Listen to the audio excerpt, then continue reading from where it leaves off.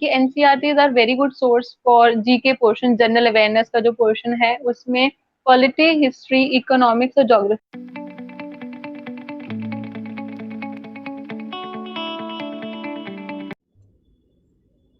नमस्कार दोस्तों, I am Ayush. Welcome to our channel Sarkari teacher. इस चैनल के थ्रू हम लेके आए हैं कई सारे सरकारी टीचर्स के इंटरव्यूज़, उनसे हुए इंटरेक्शंस, जिनसे आपको काफ़ी कुछ सीखने को मिलेगा, जिनसे आपको सीखने को मिलेगा कि किस तरीके से एग्ज़ाम की प्रिपरेशन करना है और उसे फेस कैसे करना है। तो इसकी शुरुआत में मैं सबसे पहले इनवाइट करूंगा मेरी ही एक काबिल फ्रेंड जिन्होंने केंद्रीय विद्यालय 2018-19 का एग्ज़ाम फर्स्ट अटेम्प्ट में ही क्वालिफाई किया है। So please welcome to our guest miss Sonali Singhal. So our guest is Sonali Singhal. Hi Sonali, how are you? Hi Ayush, I'm fine and I'm glad to be here. Thank you so much for having me. I'm glad that such a platform has been opened. इतना अच्छा platform है जहाँ पे शायद बहुत सारे aspirants को काफी सारी मदद मिलेगी। Okay. So मैं चाहूंगा आप मेरे दर्शकों को अपना ब्रीफ में introduction. Okay, as you have already told, I am Sonali Singhal and I'm working as CGT Mathematics with KVS. I have joined recently. About my schooling, I have done schooling also from Kendriya Vidyalayas since my dad is in defense. So I have studied from Oh, wow. Kendriya Vidyalayas from class 1 to 12. And after that, I joined RIE Bhopal, Regional Institute of Education Bhopal, for my graduation. From where I did BSc B.Ed, that is an integrated course of 4 years that offers you BSc plus B.Ed in 4 years. हाँ, तो सोनाली आप हमें बताएं कि आपने इतनी young age में ये प्रोफेशन चूज किया। ओके, तो उस ये आपका एम बाय चॉइस था या by chance? Okay, so going for that, I would like to say कि ये दो stages में हुआ. See, after my schooling, I was not into this thing कि मैंने नहीं सोचा था कि मेरा aim teaching होगा या anything. I was very clear कि मुझे engineering नहीं करनी. I wanted to graduation and I had other plans. तो मेरे फादर ने कहा कि since you want to do graduation, क्यों ना तुम BSc B.Ed ट्राई कर लो कि तुम्हें सिर्फ 1 साल एक्स्ट्रा देना पड़ेगा. You will get BSc plus B.Ed as a professional degree for back. मैंने कहा हाँ ठीक है, not a big deal, कोई प्रॉब्लम नहीं थी. But then the second stage starts when I entered college. तो कॉलेज में क्या हुआ कि you were there, so you know कि that course is very well developed, very beautifully designed. So we had many programs like micro teaching, demonstration, और फिर WWC camp, and the best part was internship. So during all these processes, during all these events, so there I started developing interest in teaching and also I started giving tuitions to some students. तो वहाँ से teaching में काफी interest develop हुआ and I thought of it कि मेरे को ये सिर्फ एक बैकअप के लिए नहीं करना है. I want to pursue it as my career. Okay, that's very nice. अच्छा, तो आपको बुलाने का मेरा यही मकसद था कि जो यंगस्टर्स टीचिंग जॉब के लिए जो अभी इतने मोटिवेटेड नहीं है, आप उन्हें किस तरीके से इस जॉब के लिए मोटिवेटेड करना चाहेंगे? About motivation, I don't know कि मैं मोटिवेट कर पाऊंगी या नहीं, बट मेरा ये मानना है कि teaching as a career, as a job अभी भी हमारे कंट्री में थोड़ी अंडररेटेड है. उतनी ज्यादा हाँ, शायद लोगों की चॉइस नहीं होती है जितनी होनी चाहिए, यस, है ना. तो मैं यंगस्टर्स को ये कहना चाहूंगी, यंगस्टर्स में वो सब लोग जैसे कि जो अभी 11th 12th में हैं वो बच्चे, या फिर जो ऑलरेडी प्रिपेयर कर रहे हैं, उन सब के लिए कि this is a wonderful job. So if you are there already, अगर आप यहाँ पे हैं तो you are at the right place. और अगर आपने इस बारे में नहीं सोचा तो आप एक ख्याल दे सकते हैं. मतलब भीड़ के पीछे भागने से अच्छा है, जैसे कि हम लोग, ज्यादातर लोग, भले ही हम उस चीज में अच्छा कर पाए या नहीं कर पाए, we all maximum run for engineering or medical or other mainstream careers. तो टीचिंग यस, भी मेन स्ट्रीम है, मैं एवरग्रीन मानती फील्ड्स। हूँ. हाँ, मैं मानती हूँ कि टीचिंग भी मेन स्ट्रीम है, बट लोग काफी आगे जाके बाद में अपने करियर के आगे वाले पड़ाव पे जाके टीचिंग को चूज करते हैं. तो क्यों ना हम इसको एक यंग एज में चूज करें जहाँ पे हम बहुत एंथुजियाज्म, एनर्जी और डेडिकेशन के साथ अपनी परफॉर्मेंस दे सके, तो बच्चों का भी भला होगा, ना, स्टूडेंट्स का. और will be contributing a lot in the society, I would say. हाँ, इसके लिए तो काफी अभी थिंकिंग में चेंजेस आ रहे हैं, यंगस्टर्स को भी अब टीचिंग जॉब के लिए काफी क्रेज आ रहा है, तो मुझे लगता है कि अब थोड़ा बहुत चेंजेस हो रहे हैं, क्योंकि अब तो शायद गवर्नमेंट ने अब बाकी यूनिवर्सिटीज में भी बीएससी बीएड इंटीग्रेटेड कोर्स की परमिशन दे दी है, Yeah, तो उससे काफी बेनिफिट definitely. मिलेगा। Hmm. अच्छा, तो ये बताएं, आपने ये जो इतनी यंग एज में ज्वाइन किया, तो आप इस जॉब से सेटिस्फाइड हैं, और क्या क्या चैलेंजेस आपको डेली एवरीडे लाइफ में फेस करने होते Okay. हाँ, तो see about satisfaction, whatever you like and that you do, so you are satisfied. अगर जो आपको पसंद है आप वो करते हैं तो आप satisfied होते हैं। तो मैं काफी satisfied हूँ, क्योंकि हर दिन जब मैं क्लास में जाती हूँ, बच्चों को कुछ नई चीज पढ़ाती हूँ, तब जो उनके चेहरे पे स्माइल आती है या फिर वो एक्सप्रेशन आता है कि ओके उन्हें ये चीज समझ में आ गई, तो बहुत ही अच्छा लगता है। तो इसके लिए देर आर टू थिंग्स, कि पहला तो आपका कॉन्सेप्ट अच्छा होना चाहिए, दूसरा आपका कम्युनिकेशन अच्छा होना चाहिए। अगर आप टीचिंग जॉब में आ जाते हैं? हैं तो उसके बाद भी आप डेवलप कर सकते हैं या पहले भी डेवलप कर सकते हैं। तो अब जब आप बच्चों को अच्छा पढ़ाएंगे तो they will obviously like it, है ना। हम ये सुनते हैं कि टीचर्स को, हम भी एज अ स्टूडेंट थोड़ा हो जाता है टीचर्स के लिए मजाक मस्ती, पर अगर आप एक अच्छे टीचर हैं तो students will always respect you and will love you. और उनका जो प्यार है जब आपको मिलता है टीचर्स डे पे या आपके अदर ओकेजन्स पे, तो आपको बहुत ही वो तो सेटिस्फेक्शन वाली फीलिंग नॉट आती ओनली है। फॉर द डे, वो तो हमेशा के लिए ही रह जाता है, हाँ, फिर एक हमेशा ही रहता है छाप छूट उनके। जाती है। और एग्जैक्टली और उनका सक्सेस आपको और ज्यादा खुशी देता है। आपका पढ़ाया हुआ बच्चा जब आगे जाके कुछ और अच्छा करता है तो कितना अच्छा आपको लगता है। तो that is a very wonderful feeling, plus it is not boring, क्योंकि आप हर दिन एक नए नए टाइप के सिचुएशन को फेस करते हो। नए टाइप के, कभी कभी नए बच्चे होते हैं, नए उनके क्वेश्चंस होते हैं, नई इंटरेस्टिंग बातें होती हैं, नई चैलेंजेस होते हैं। तो you like that, it is not boring and it is not same every day.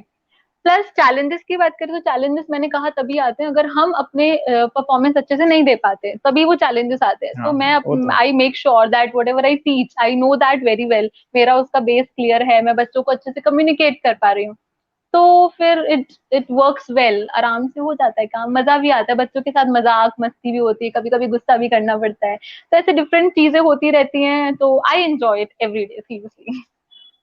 यही चीज है, satisfaction is most important thing. Okay, great.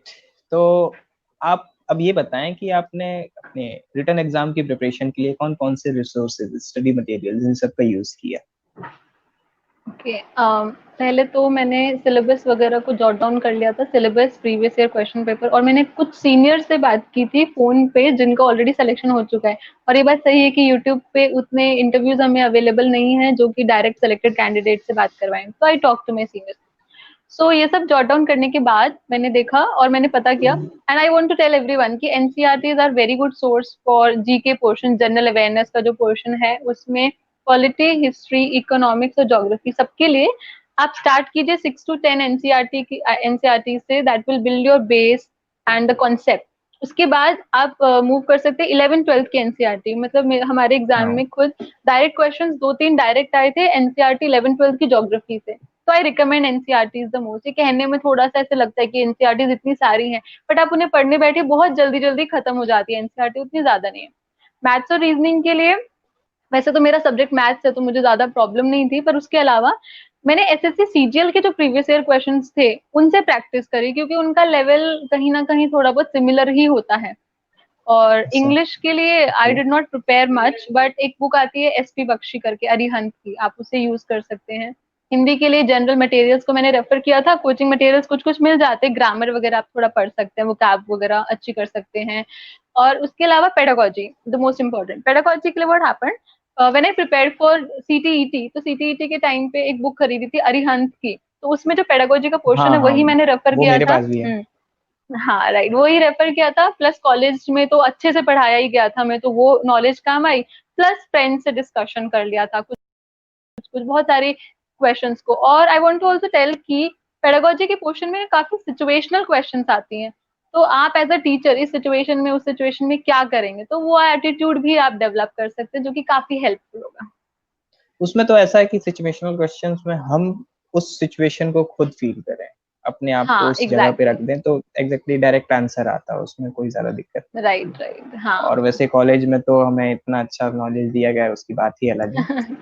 तो या अब राइट। रिटन एग्जाम के बाद मैं दर्शकों को बताना चाहूंगा कि इन्होंने 10th पोजीशन सिक्योर की थी अपनी और रिटन एग्जाम क्वालिफिकेशंस के लिए।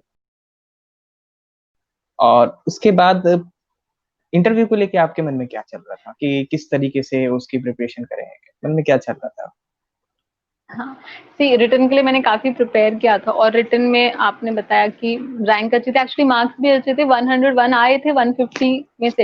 And I also want to tell audience कि केवीएस की जो फाइनल मार्क लिस्ट बनती है उसमें रिटन का वेटेज 85% होता है और इंटरव्यू का 15% होता है। तो मैं ये नहीं कह रहा कि आप इंटरव्यू को लाइटली लीजिए, पर आप अपने आप को सिक्योर करने के लिए, सेफ फील करने के लिए रिटन को इतना अच्छा दे दीजिए, इतना अच्छा परफॉर्म कीजिए रिटन में कि आपको ज्यादा डर ना लगे। तो एक्चुअली थोड़ा यही एग्जैक्टली। हुआ मेरे साथ। मेरा रिटन में अच्छा हो गया था, आंसर की आ गई थी, मार्क्स पता चल गए थे। और उसके बाद इंटरव्यू के लिए मैं तैयारी कर रही थी, पर मैंने उतनी ज्यादा मेहनत नहीं की, थोड़ा सा लाइटली लिया। तो इसका कहीं ना कहीं मुझे रिजल्ट भी मिला, मेरे इंटरव्यू में उतने अच्छे मार्क्स नहीं आए थे जितने मेरे आ सकते थे, क्योंकि उसमें कुछ चीजें मैंने मिस कर दी थी, जो कि मैं जरूर बताना चाहूंगी कि आप क्या क्या मिस ना करें। और मन में थोड़ा सा नर्वसनेस थी कि मेरा पहला ऐसे फॉर्मल कोई इंटरव्यू था, एंड आई वाज हाँ, आल्सो मेरा वेरी मेरा excited next at the next same question यही पॉइंट। था कि बहुत इंपॉर्टेंट क्वेश्चन यही है कि इंटरव्यू में आपके साथ क्या हुआ, वहां पर किस टाइप के क्वेश्चंस हुए, पैनल में क्या सिचुएशन वहां पर क्रिएट हुई, वही, क्योंकि यही सबसे क्रूशियल पार्ट है कि जो एग्जैक्ट कैंडिडेट के साथ क्या हुआ वहां पर, ये हमें एक्सपीरियंस नहीं मिल पाता। और मैं इस चैनल के थ्रू यही एक्सपीरियंस हम शेयर करना चाहते हैं कि जो रियल कैंडिडेट्स थे उन्हें किस तरीके की सिचुएशन दी गई, उन्हें किस तरीके का जो उनका एक्सपीरियंस था वो शेयर करें, ताकि बाकी जो हमारे दर्शक हैं वो बेनिफिट हो सके। ओके, तो इंटरव्यू से पहले ही जब कॉल लेटर आता है तो आपको उसमें पैनल आपका बता दिया जाता है। मेरा फर्स्ट पैनल था, उसमें जाने के बाद पहले डॉक्यूमेंट चेक हुआ, उसके बाद इंटरव्यू रूम में मैं गई, तो वहाँ पे 4 सीनियर मेंबर्स थे जो कि इंटरव्यू लेने वाले थे। तो वहां पे क्वेश्चंस पूछे जाते हैं आपके कॉन्सेप्ट रिलेटेड, जैसे कि टीजीटी का रिटर्न तो सबका कॉमन होता है, आपका कॉन्सेप्ट चेक किया जाता है इंटरव्यू में। तो जैसे I was appearing for TGT mathematics, so मेरे कॉन्सेप्ट्स मैथमेटिक्स के चेक किए गए, काफी क्वेश्चंस पूछे गए। And it was only up to 10th का मैथमेटिक्स का ही लेवल था, कुछ कुछ क्वेश्चंस 11th 12th के भी थे, तो वो सब तो मेरे प्रिपेयर्ड थे, उन सब का मैंने अच्छे से आंसर दिया। पर कुछ क्वेश्चन जिसमें शायद मुझे भी थोड़ी प्रॉब्लम हुई, तो वो ऐसे क्वेश्चन जो एजुकेशन के जनरल नॉलेज से रिलेटेड थे, जो मेरा थोड़ा सा कम प्रिपेयर था। जैसे कि उन्होंने नेशनल एजुकेशन पॉलिसी 1986 उसके बारे में थोड़ा सा पूछा था। और फिर हाँ, उन्होंने मुझसे पूछा था कि कॉन्स्टिट्यूशन में कौन से आर्टिकल्स और कौन से कहाँ कहाँ पे मेंशन है जो कि एजुकेशन से रिलेटेड है। और ये वो क्वेश्चन था जो मुझे बहुत अच्छे से आता था, बट वहां पता नहीं मैं क्यों नहीं बोल पाई। तो यस, वो आपका कॉन्फिडेंस नर्वसनेस बहुत एक इंपॉर्टेंट है, एस्पेक्ट है। नर्वस होने की जरूरत ही नहीं है एक्चुअली। वैसे वो आपको कंफर्टेबल फील करा देते हैं, नर्वस होने की कोई जरूरत नहीं है। उसके अलावा एक लेसन प्लान आपको बना के ले जाना होता है, जो डेमो ले ऐसा है? सकते हैं अगर आपका वो, तो फिर हाँ, आप एक लेसन प्लान लेसन मतलब प्लान तैयार बनाना करके लेके नेसेसरी? जाइए, बनाकर नहीं। नेसेसरी नहीं, वो डिपेंड करता है, अगर वो कई बार आपसे डेमो ले लेते हैं, मुझसे डेमो नहीं अच्छा, लिया मतलब था, मे बी डेमो उनको लग गया खुद होगा। से खुद से। हाँ, lesson plan in the sense prepare करके जाना चाहिए कि अगर आपको वो बोल दें ओके। कि डेमो देना है तो आप एक डेमो दे सकते हैं। उसके अलावा ड्रेस कोड का थोड़ा ध्यान रखिए, एकदम सिंपल सोबर बन के जाइए। तो और अच्छा परफॉर्म कीजिए, be confident in yourself. तो क्वेश्चन यही थे mainly, mathematics as a subject आपसे पूछा जाएगा, प्लस एजुकेशन के बारे में। और हाँ, जैसे उन्होंने एक सेल्फ के बारे में, एक सेल्फ इंफॉर्मेशन के बारे में एक फॉर्म भरवाया था, इसमें मैंने मेंशन किया किसमें? था कि मेरी हॉबी है डिबेट। मतलब एक self data form okay okay भरवाया गया ओके। था पहले ही, उसमें मैंने मेंशन किया था मेरी हॉबी है डिबेटिंग। तो उन्होंने मुझसे एक सिचुएशनल क्वेश्चन पूछा था कि सोनाली, अगर आप किसी क्लास की क्लास टीचर हैं और आपको अपने क्लास के बच्चों को डिबेट के लिए प्रिपेयर करना है, तो आप कैसे उनको प्रिपेयर करेंगे? मैंने इसका अच्छे से आंसर ओके, दे दिया था। तो मैं बस आपको बताना चाह रही हूँ किस किस वैरायटी के क्वेश्चंस पूछे गए थे। तो डेफिनेटली आप प्रिपेयर करके जाइए अपना सब्जेक्ट, एजुकेशन के बारे में, पेडागोजी के बारे में काफी कुछ, और अपना लेसन प्लान। मतलब बहुत कम टाइम में एक ब्रॉड एस्पेक्ट्स कवर किया जाता है वहाँ पे। हाँ, आपके पर्सनैलिटी का टेस्ट है बेसिकली, तो ब्रॉड एस्पेक्ट्स आपके अच्छे होने चाहिए। आई थिंक 15% वेटेज है इंटरव्यू। या 15% इंटरव्यू का वेटेज है। अच्छा, तो जो आपने अभी तक बताया दैट वाज सो ग्रेट। मैं जानना चाहूंगा कि सोसाइटी का बहुत ज्यादा इन्फ्लुएंस पड़ता है, सोसाइटी में लोग चाहते नहीं, मतलब ऐसा देखा जाता है कि टीचिंग जॉब को लेके इतने इंटरेस्टिंग नहीं होते लोग, उतना इंटरेस्ट नहीं होता लोगों को। वो सोचते हैं कि टीचिंग जॉब एक एक लास्ट ऑप्शन है। तो इन सब एस्पेक्ट्स को सोचते हुए टीचिंग एज अ कैरियर, इसके बारे में आप क्या बोलना चाहेंगे? Right, you have said absolutely right कि आयुष, बहुत सारे ऐसे लोग होते हैं जो आज भी टीचिंग को अपना फर्स्ट ऑप्शन नहीं मानते हैं। तो उन हाँ, सबको वही या मैं बाकी बोलना चाह लोगों रहा को जो थोड़ा बहुत सोच भी रहे हैं इस बारे में, उनको मैं ये कहना चाहती हूँ, पहली बात कि डू व्हाट यू लाइक। जो आपको पसंद है वो करिए। सोसाइटी से क्या करना है आपको? अगर आपको उस काम करने में मजा आ रहा है तो do what you like and you will definitely enjoy that. तो खासकर मैं यंगस्टर्स को कहना चाहूंगी कि एक्सप्लोर मोर। जरूरी नहीं है जिस तरफ पूरी दुनिया भाग रही है आप उसी तरफ भागे, एक बार एक्सप्लोर करके देखिए, क्या पता आपको बहुत मजा आए। और अगर आप सही से अच्छे से मेहनत करेंगे, हूँ। अगर if you get a government job at such young age, then you will be really happy और आप सेटिस्फाइड रहेंगे अपने जॉब से, आप अच्छा परफॉर्म करेंगे। तो मैं फिर से वही कह रही हूँ कि टीचिंग को थोड़ा सा अंडररेटेड पोर्ट्रे किया गया है हमारी सोसाइटी में, बट ऐसा नहीं है। It is a wonderful job. You enjoy your work, plus you get a handsome salary, plus you, अगर आप केवीएस या जेएनवी में आते हैं तो आपको मतलब कंट्री का, काफी सारे कंट्री के मतलब कई प्लेसेस घूमने को मिलेंगे, बहुत सारे इवेंट्स होते हैं, स्कॉट ड्यूटीज होती हैं, कुछ कुछ रेगुलर कॉन्फ्रेंसेस और ट्रेनिंग ट्रांसफर्स। प्रोग्राम्स होते हैं।